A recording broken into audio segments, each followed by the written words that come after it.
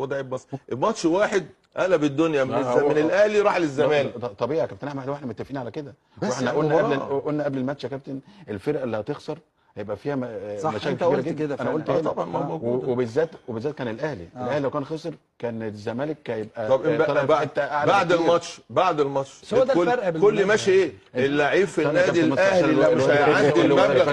لا هو ده الفرق. ما هو ده رابع مره تقول لي هو ده الفرق. ايوه ما الفرق ايه الحقيقه لان هو عمر النادي الاهلي كان فيه مشاكل زي كده يا اسلام، دي كانت فضايح الفتره اللي فاتت. ما مشاكل ده الفرق. انا عايز اعرف ايه الفضايح ده معلش يعني ايه الفضايح اللي بتحصل في النادي الاهلي على فكره. لا احنا عمرنا ما اتكلمنا على نادي الزمالك، احنا بنقول ان نادي الزمالك نادي كبير واللعيب ده مش راضي والفرقتين لاعب عاد واللعيب ده مش راضي واللعيب ده وده بيكشر واللعيب يروح يعتذر للجمهور واللعيب ينزل بيان. كام لعيب نازل عمر النادي الاهلي عمر النادي الاهلي كان بلعيبته بتنزل بيانات حلو جدا. ده تهرينا بيانات، ده يقول بيان وده طالع بيقول بيان وده طالع بيقول بيان وبعدين عمل ايه؟ مش اعتذر؟ عادي ماشي برضه. اعتذر ليه؟ عشان عندك مدير كوره قال له تعمل واحد او في نظام شغالين عليه 1 2 3 دلوقتي اللي بيعتذر ما فيش فرق. عصر دلوقتي اللي احنا فيه دلوقتي لازم تكون صريح مع الناس.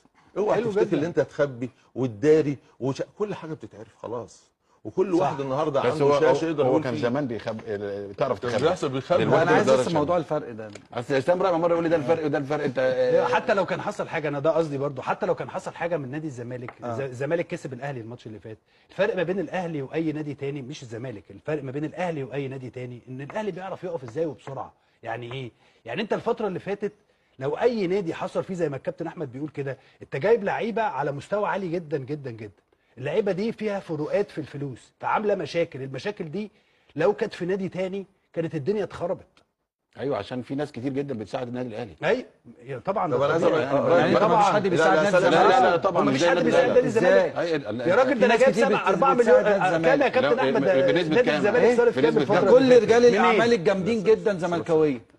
ايه ده؟ انتوا بتتكلموا بجد يا راجل؟ ومحدش بيساعد نادي الزمالك. ايوه بقى مهيب كده، هو ده مفيش حد بيساعد نادي الزمالك. يا راجل ده بجد والله بتساعد. بتتكلم جد ولا بتكلم جد؟ طبعا فيصل الله هو نادي الزمالك محدش بيساعده؟ ده النادي الاهلي بيساعدوه من بره ده وجوه. دلوقتي نادي الزمالك يعني ليه ظهر. رجال الاعمال من بره مصر وجوه مصر.